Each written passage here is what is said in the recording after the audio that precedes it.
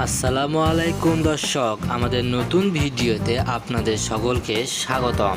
এবার পুলিশের সঙ্গে কঠিন সংঘর্ষে নেমেছে আওয়ামী লীগ এবং বিএনপি নেতাকর্মীরা। পুলিশের সঙ্গে সংঘর্ষ করছে এবার আমেরিকার প্রশাসন। কেননা পুলিশ বাহিনী কিংবা বিএনপি নেতাকর্মীরা যতবারে রাজপথে নেমেছিল, পুলিশ বাহিনীর অত্যাচারের কারণে তারা রাজপথে টিকে থাকতে পারেনি। তাই তো এবার নানা ইস্যুর কারণে এবার আমেরিকা থেকে প্রশাসন পাঠিয়েছে বাইডেন এবং পুলিশ বাহিনীর বিরুদ্ধে কঠিন অ্যাকশন জানিয়ে দিয়েছে বাইডেন। তাই তো এবার বাংলাদেশের 20 পুলিশ সদস্য নিহত। এমন অবস্থাতে রাজপথে পুরোপুরি দখলে রয়েছে বিএনপি নেতাকর্মীদের। এমনকি আমেরিকা থেকে যেসব প্রশাসন পাঠানো হয়েছে দেশে, এসব প্রশাসন পুরোপুরিভাবে বিএনপির পক্ষে কথা বলতেছে। তাই তো বিএনপি নেতাকর্মীরা একটু বেশি সাহসের মধ্য দিয়ে রয়েছে। বিএনপি নেতাকর্মীরা যতবারই নির্বাচনে এসেছিল ততবারই তারা চেয়েছিল দেশে যেন একটি সুষ্ঠু নির্বাচন অনুষ্ঠিত হয়।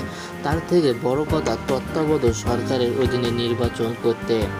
কিন্তু তত্ত্বাবধায়ক সরকারের অধীনে নির্বাচন করতে কোনোভাবে প্রস্তুত ছিল না আওয়ামী লীগ নেতাকর্মীরা।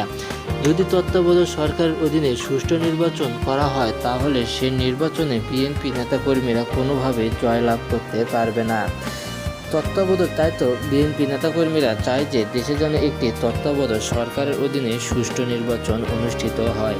কিন্তু সেই তত্ত্বাবধায়ক সরকারের অধীনে সুষ্ঠু নির্বাচন করলে আওয়ামী লীগ নেতাকর্মীরা আর কখনোই নির্বাচনে অংশগ্রহণ করতে পারতেছে না। যদি নির্বাচনে জয়লাভ করে তাহলে তারা তাদের নিজেদের নেতৃত্বে কখনোই নির্বাচন অনুষ্ঠিত করবে না।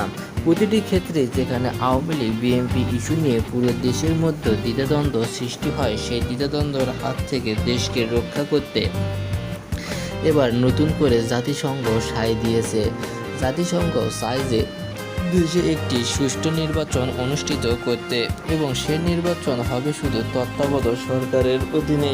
প্রতিটি ক্ষেত্রে যেখানে নির্বাচন ইস্যু নিয়ে পুরো দেশ দ্বিধাদ্বন্দ্বের ভিতরে যায়, সেই নির্বাচনের হাত থেকে এবার রক্ষা করতেও দেশের স্বার্থে জনগণের পক্ষে আবারও নতুন নির্বাচন করতে চায় প্রশাসন।